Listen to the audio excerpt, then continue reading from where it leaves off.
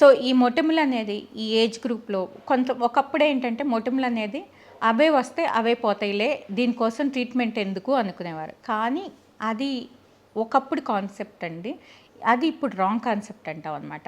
ఎందుకంటారంటే అండి, ఈ మొటిమల వల్ల ఏమవుతుందంటే గుంతల్లాగా గానీ, స్కారింగ్ గానీ పడితే గనక అవి లైఫ్ లాంగ్ ఉంటాయండి. ఆ స్కారింగ్, పిట్స్, హోల్స్ అనేవి పోవు. సో ఇప్పుడు మన లైఫ్ స్టైల్‌కి మనకు ఉన్న కండిషన్స్‌లో స్కారింగ్ ఉంటే గనక ఎవరం కూడా యాక్సెప్ట్ చేయమనమాట. అంటే ఏంటి, లైఫ్ లాంగ్ అది ఉంటుంది కాబట్టి డెఫినెట్‌గా ట్రీట్మెంట్ అనేది అవసరం. సో యాక్నీ ఎందువలన వస్తుంది అంటే గనక రకరకాల రీజన్స్ అండి. నెంబర్ 1 ఏంటంటే excess oil secretion, excess sebum secretion, sebaceous glands over secretions వల్ల కూడా యాక్నీ వస్తుందన్నమాట. దీనివల్ల ఏమవుతుందంటే ఆ సీబమ్ పోర్స్ని క్లాగ్ చేసి మనకి యాక్నీ వస్తుంది. అలాగే ఎక్సెస్ డెడ్ సెల్స్ క్లాగ్ చేయడం ద్వారా కూడా పోర్స్ని మనకి యాక్నీ రావడానికి అవకాశం ఉంటుంది. అలాగే పీ బ్యాసిల్ అయిన బ్యాక్టీరియా వల్ల కూడా యాక్నీ వస్తుంది. అలాగే పీసీఓస్, ఇందాక నేను చెప్పినట్టు పాలిసిస్టిక్ ఓవేరియన్ సిండ్రోమ్ వల్ల కూడా యాక్నీ రావడానికి అవకాశం ఉంటుందన్నమాట. అలాగే రకరకాల మేకప్, సరైన బ్రాండ్ మేకప్ వాడకపోవడం వల్ల, మేకప్ తీయకపోవడం వల్ల పడుకునేటప్పుడు, సో రకరకాల స్కిన్ కేర్ ప్రొడక్ట్స్ సరైనవి వాడకపోవడం వల్ల కూడా యాక్నీ రావడానికి అవకాశం ఉంటుంది. అలాగే కొంతమంది పిల్లో కేసులు ఉంటాయండి. పిల్లో కేసులు సరిగ్గా వాష్కి ఇవ్వకపోవడం వల్ల, సరిగ్గా వాష్ చేయకపోవడం వల్ల కూడా దాని మీద పడుకుంటాం కాబట్టి ఆ పిల్లో కేస్ మీద అక్కడ డర్ట్ అంతా క్లాగ్ చేసి పోర్స్ని మనకి యాక్నీ రావడానికి ఎక్కువగా అవకాశం ఉంటుందన్నమాట. అలాగే మనం ఫుడ్, చాలామంది అడిగేది ఏంటంటే నన్ను, మేడం ఈ చాలా చాక్లెట్స్ తింటారు, అన్నీ జంక్ ఫుడ్ తింటారు, వీటి వల్ల యాక్నీ వస్తుందా అంటారనమాట. వాటి వలన యాక్నీ రాదండి. స్టడీస్ లేవన్నమాట. There is no particular. But మనం ఏంటంటే ఈ కొంచెము మిల్క్ ప్రొడక్ట్స్ అనేది తగ్గించమని చెప్తాం కానీ, but there is no proof అనమాట. స్టడీస్ అనేది లేదు, ఫుడ్కిను యాక్నీకి రిలేటెడ్ కానే కాదనమాట. బట్ స్ట్రెస్ అనేది యాక్నీని ఎక్కువగా చేయడానికి దోహదపడుతుంది అనమాట.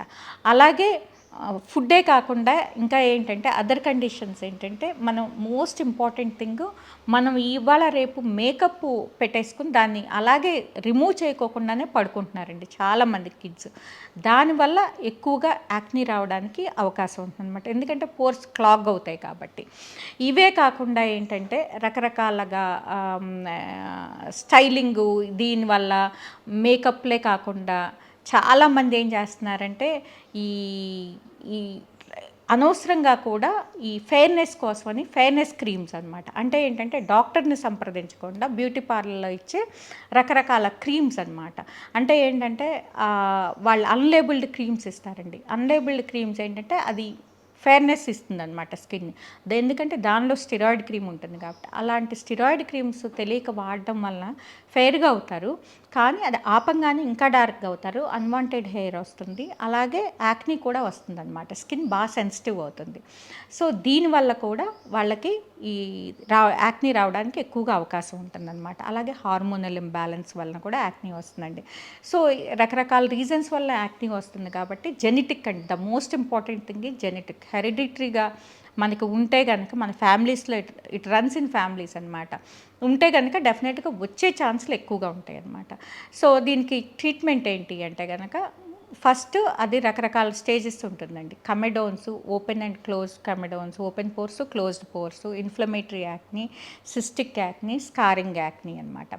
సో ఈ కండిషన్స్ని బట్టి ట్రీట్మెంట్ ఉందన్నమాట. కమెడోన్స్ ఓన్లీ గ్రేడ్ 1 యాక్నీ అనుకోండి, క్రీమ్స్తో సరిపోతుంది అనమాట. అంటే ఏంటంటే క్లిండమైసిన్, టాపికల్ రెటినాయిక్ యాసిడ్, తర్వాత బెంజైల్ పెరాక్సైడ్ లాంటి క్రీమ్స్ తోటి వాటిని కంట్రోల్ చేయొచ్చు.